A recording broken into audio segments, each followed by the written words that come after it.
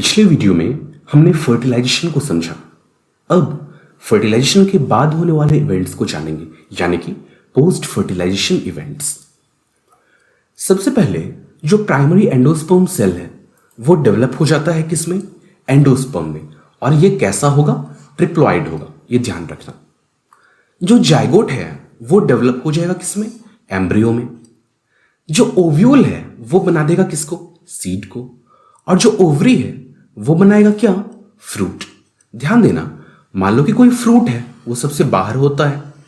Fruit के अंदर क्या होता है? सीड होता है। और सीड जब जर्मिनेट करता है तो प्लांट बाहर आता है ना, वो कहां से आता है? एक्चुअली सीड के अंदर क्या होता है? एम्ब्रियो होता है। मेरी बात समझ रहे हो ना? सबसे बाहर फ्रूट, उसके अंदर सीड, और सीड के अंदर एम्ब्रियो। कुछ ऐसा ही यहां हो रहा है ना। सबसे अंदर जो जाइगोट था वो किसमें डेवलप हो गया? एम्ब्रियो में। ये जो जाइगोट बना था कहां बना था? ओव्यूल के अंदर। तो अब वो ओव्यूल किस चीज में डेवलप हो जाएगा? सीड में डेवलप हो जाएगा। और ये सारा कुछ कहां था? ओवरी के अंदर था। तो ये ओवरी किस चीज में डेवलप होगा? फ्रूट में डेवलप होगा। देखो, अगर एंडोस्पर्म के डेवलपमेंट की बात करें तो ये एम्ब्रियो के डेवलपमेंट से पहले होता है। क्यों? क्योंकि जो एम्ब्रियो डेवलप कर रहा होगा उसे न्यूट्रिएंट सप्लाई करना किसका काम होता है? एंडोस्पर्म का काम होता है। इसलिए बहुत अच्छे से यह ध्यान रख लो कि पहले एंडोस्पर्म डेवलप होगा और उसके बाद एम्ब्रियो का डेवलपमेंट होगा। एंडोस्पर्म का डेवलपमेंट किससे होता है? प्राइमरी एंडोस्पर्म न्यूक्लियस से होता है। इसे मैंने पिछले वीडियो में भी बताया था आपको। जो प्राइमरी एंडोस्पर्म न्यूक्लियस है उसमें फ्री न्यूक्लियर डिविजन्स होते हैं, जिससे बहुत सारे न्यूक्ली बन जाते हैं। और ये सारे न्यूक्ली कैसे होंगे? ऑब्वियसली ट्रिप्लॉइड होंगे। और अब ये कहलाता है फ्री न्यूक्लियर एंडोस्पर्म। अब देखो क्या होता है, जो एंडोस्पर्म है वो भी किस स्टेज में है? फ्री न्यूक्लियर एंडोस्पर्म के स्टेज में है। इसमें पेरिफेरी की तरफ से, यानी कि साइड वाले हिस्से की तरफ से सेल्यूलराइजेशन शुरू होता है, यानी कि सेल का फॉर्मेशन शुरू होता है। कहां से? बीच से नहीं, साइड से, पेरिफेरी वाले हिस्से से शुरू होता है। अब ये क्या कहलाएगा? सेल्यूलर एंडोस्पर्म कहलाएगा। कौन? ये जो साइड वाला हिस्सा है, पेरिफेरी वाला हिस्सा, जहां पर कि सेल्यूलराइजेशन हो रहा है, जहां की सेल बन रहे हैं, ये क्या कहलाएगा? सेल्यूलर एंडोस्पर्म कहलाएगा। आपको पता होना चाहिए, जो नारियल का पानी आप पीते हो वो कहां होता है? अंदर में होता है या किनारे में होता है? सबसे अंदर में होता है ना। ये होता है free nuclear endosperm, coconut water. और नारियल जो खाते हो व्हाइट व्हाइट, वो जो व्हाइट कर्नल होता है वो है सेल्यूलर एंडोस्पर्म। क्लियर होना चाहिए आपके दिमाग में। अंदर में जो नारियल का पानी होता है वो है फ्री न्यूक्लियर एंडोस्पर्म, और जो व्हाइट कर्नल होता है वो क्या है? Cellular endosperm. किसी किसी एम्ब्रियो में डेवलपमेंट के दौरान क्या होता है कि डेवलप करते हुए वो सारा का सारा एंडोस्पर्म कंज्यूम कर लेता है। जैसे कि पी, ग्राउंडनट, बीन्स वगैरह में ऐसा होता है। या फिर एंडोस्पर्म मौजूद रह जाता है, जैसा कि कहां होता है? कोकोनट में होता है। अगर एंडोस्पर्म बचा रह गया, जैसा कि कोकोनट में होता है, तो जब सीड जर्मिनेट कर रहा होगा उस वक्त वो एंडोस्पर्म यूज हो जाता है। तो ये बातें थी एंडोस्पर्म डेवलपमेंट की। एंडोस्पर्म डेवलपमेंट के बाद क्या होगा? एम्ब्रियो डेवलपमेंट होगा। क्यों? मैंने पहले आपको बता दिया है। एम्ब्रियो कहां से डेवलप होता है? जाइगोट से डेवलप होता है। किधर? माइक्रोपाइल के पास होता है। और कहां? एम्ब्रियो सैक के अंदर होता है। एम्ब्रियोजेनी, यानी कि एम्ब्रियो डेवलपमेंट के जो स्टेजेस होते हैं वो मोनोकॉट्स में और डाइकॉट्स में सेम होते हैं। देखो, ये जो जाइगोट डेवलप कर रहा है, किसका जाइगोट है? किसी डाइकॉट का है। ये जाइगोट डेवलप कर रहा है, सेल की संख्या बढ़ रही है इसमें। जो नेक्स्ट स्टेप आया वो है ग्लोब्यूलर एम्ब्रियो वाला स्टेज।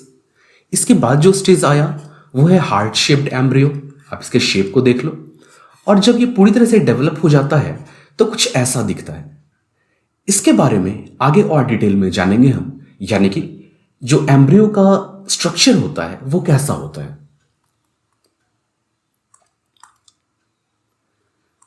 जो डाइकॉट एम्ब्रियो होता है उसमें एक एम्ब्रियोनल एक्सिस होगा और दो कॉटिलिडन्स होंगे।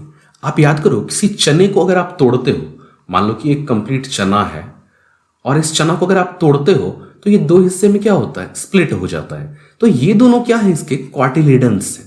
समझ रहे हो मेरी बात को? तो एक एम्ब्रियोनल एक्सिस होगा और उसके दोनों तरफ दो कॉटिलिडन्स होंगे। The portion of embryonal axis above the level of cotyledons is called epicotyl.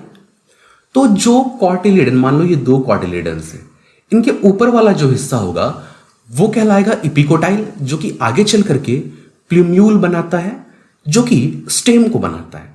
यानी कि जमीन से ऊपर जो कुछ भी होता है वो यहीं से डेवलप होता है। और the सेंट्रिकल portion below the level of cotyledons is called hypocotyl. तो नीचे वाला हिस्सा हाइपोकोटाइल कहलाता है, जो कि धरती के अंदर जो कुछ भी होता है यानी कि रूट को डेवलप करता है। The root tip is often covered with a root cap, जिसे कि कैलिक्ट्रा भी कहते हैं। तो रूट टिप जो होता है, जो डेवलप करता है, उसके ऊपर कभी कभी रूट कैप भी होता है। यहां से सवाल क्या पूछा जाता है वो समझना जरूरी है। पूरा का पूरा स्ट्रक्चर तो आप समझ गए, लेकिन सवाल कहां से आता है? पूछा जाता है कि जो इपिकोटाइल है वो किस चीज को बनाता है और जो हाइपोकोटाइल होता है वो किस चीज को बनाता है। अगर आप ये ध्यान में रख लेते हो तो इस टॉपिक का कोई भी सवाल नहीं छूटेगा आपका। चलो आगे देखते हैं।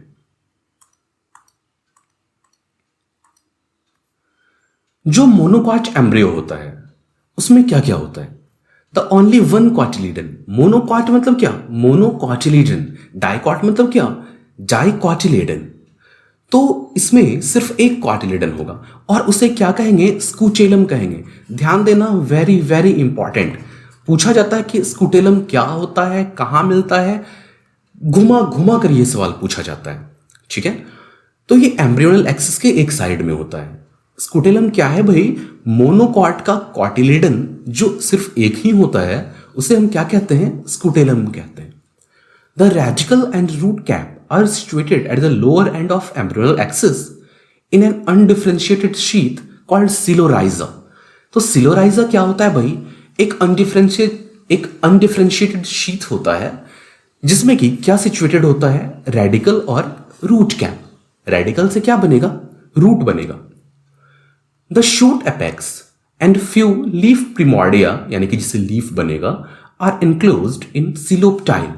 तो सिलोराइजा और सिलोप्टाइल ध्यान रखना। सिलोराइजा किस चीज को बनाने में हेल्प करेगा? अल्टीमेटली रूट को बनाने में। और सिलोप्टाइल के अंदर क्या होगा? शूट एपेक्स होगा और ये क्या बनाएगा? स्टेम को बनाएगा। ध्यान रखना। और ये सारा कुछ किसमें होगा भाई? मोनोकॉट के एम्ब्रियो में होगा। The portion of embryonal axis above the level of attachment of scutellum is called epicotyl। Example क्या क्या होगा भाई मोनोकॉट का? ग्रास, बनाना, बम्बू, पाम वगैरह वगैरह। आप वीट को भी ले सकते हो इसमें, मेज को भी ले सकते हो इसमें। तो ये सब क्या है भाई? मोनोकॉट है। फिर से बता दूं सवाल कहां से आते हैं इसमें? स्कूटेलम, सिलोराइजा और सिलोप्टाइल, इसी तीनों के बारे में आपसे पूछा जाएगा यहां। चलिए आगे बढ़ते हैं। हमने एम्ब्रियो को समझ लिया, अब सीड को समझते हैं। सीड क्या होता है? Seed is the fertilised ovule which contains the plant embryo. In favourable condition it germinates to form a new plant. तो सीड क्या है? दरअसल एक फर्टिलाइज्ड ओव्यूल है। क्यों इसे फर्टिलाइज्ड ओव्यूल कह रहे हैं ये तो आप पहले से जान रहे हो, हमने पहले पढ़ा हुआ है इन सारी चीजों को बहुत अच्छे से। तो इसके अंदर, इस फर्टिलाइज्ड ओव्यूल के अंदर क्या होता है? एम्ब्रियो होता है प्लांट का, जो कि यूं ही डॉर्मेंट पड़ा हुआ रहता है। जब ये डॉर्मेंट होता है तो इतना डॉर्मेंट होता है कि इसे न्यूट्रिएंट्स की या किसी और चीज की जरूरत बहुत कम, बहुत नेग्लिजिबल होती है।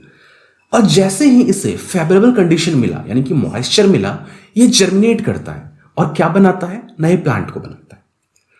सीड में क्या क्या होगा? सीड कोट होगा, कॉटिलिडन्स होंगे और एम्ब्रियोनल एक्सिस होगा। सीड के कुछ टाइप्स होते हैं, नॉन एल्बुमिनस और एल्बुमिनस। नॉन एल्बुमिनस कहने का मतलब जिसमें कोई भी एंडोस्पर्म नहीं बचा हुआ होगा। हमने पढ़ा था थोड़ी देर पहले, कुछ सीड्स में एंडोस्पर्म बाकी रह जाते हैं जो कि जर्मिनेशन के टाइम में कंज्यूम हो जाते हैं, और कुछ में नहीं रहते। तो जिसमें नहीं होगा एंडोस्पर्म बचा हुआ, वो नॉन एल्बुमिनस कहलाएगा। एग्जाम्पल पी, ग्राउंडनट वगैरह। और एल्बुमिनस जिसमें कि रेसिडुअल एंडोस्पर्म बचा हुआ है, एग्जाम्पल व्हीट, मेज, बार्ली या फिर कह लो कोकोनट वगैरह वगैरह। जो न्यूसेलस था, आपको याद होगा न्यूसेलस क्या होता है? हमने जब एम्ब्रियो सैक को पढ़ा था वहां पर मैंने आपको न्यूसेलस के बारे में बताया था। अगर न्यूसिलस बचा हुआ है सीड में, तो अब इस न्यूसिलस को क्या कहा जाएगा? पेरिस्पर्म कहा जाएगा। यहां से भी सवाल आता है कि पेरिस्पर्म क्या है? तो बचा हुआ न्यूसिलस अगर रह जाता है सीड में तो उसे क्या कहा जाता है? पेरिस्पर्म कहते हैं। चलिए आगे बढ़ते हैं। एंजियोस्पर्म में सीड के क्या बेनिफिट्स हैं उसे देखते हैं। Seeds are better adapted for dispersal to new habitats and form new colonies. तो सीड जो है भाई बहुत रफ एंड टफ चीज होता है, एकदम डोरमेंट पड़ा हुआ रहेगा और जब फेवरेबल सिचुएशन मिलेगी तब डेवलप करेगा। तो बहुत अच्छा होता है कि ये कहीं भी डिस्पर्स कर जाता है, कहीं दूर दूर तक चला जाता है और वहां जाकर नई कॉलोनी बना देता है उस प्लांट का। Due to the presence of sufficient food reserve, young seedlings get nourishment until they start photosynthesis। तो कोई प्लांट जब बड़ा होगा उसमें लीफ बनेंगे, फिर ना वो धीरे धीरे फोटोसिंथेसिस शुरू करेगा। उससे पहले उसे डेवलपमेंट में जिस न्यूट्रिशन की आवश्यकता होती है वो कहाँ मिलता है? सीड में जो फूड का रिजर्व होता है वहां से मिलता है। और जो एम्ब्रियो है सीड के अंदर वो बेहतर प्रोटेक्शन पा सकता है। किसकी वजह से? सीड का जो सीड कोट होता है वो हार्ड होता है और वो प्रोटेक्ट करता है किसको? अंदर में जो एम्ब्रियो है उसे। Seeds bring new genetic variation since they are the products of sexual reproduction. बिल्कुल, यहां पर दो पेरेंट्स के गैमेट फ्यूज कर रहे हैं भाई। पॉलन कहीं और से आ रहा है और जो एग सेल है वो किसी और का है, तो यहां ऑब्वियसली क्या होगा? जेनेटिक वेरिएशन होगा।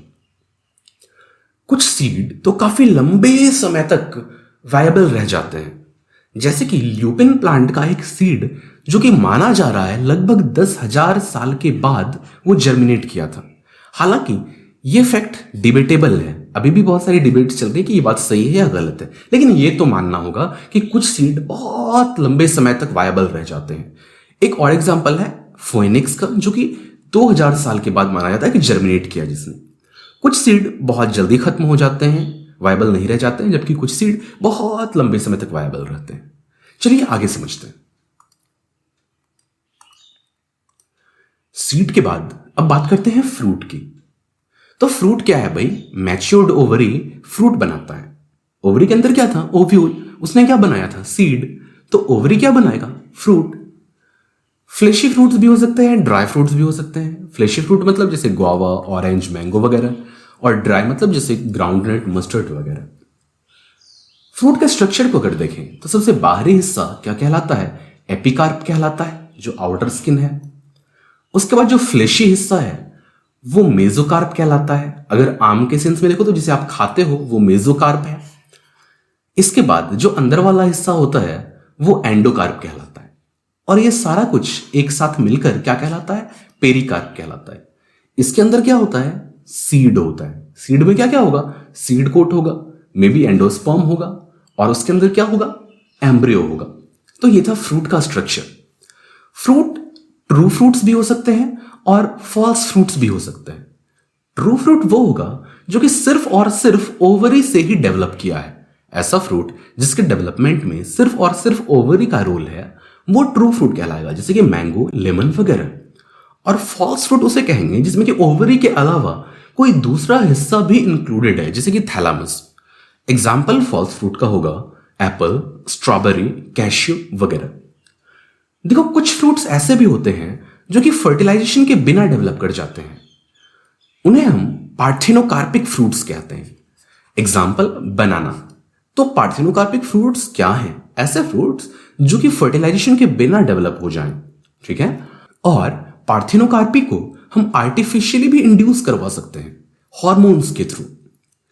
जो पार्थिनोकार्पिक फ्रूट्स होंगे वो कैसे होंगे? सीडलेस होंगे, इनमें सीड नहीं होगा। तो अब तक हमने पोस्ट फर्टिलाइजेशन इवेंट्स को समझा, यानी कि कैसे एंडोस्पर्म बनता है, कैसे एम्ब्रियो डेवलप होता है, सीड कैसे बनता है, और फ्रूट्स के बारे में जाना हमने।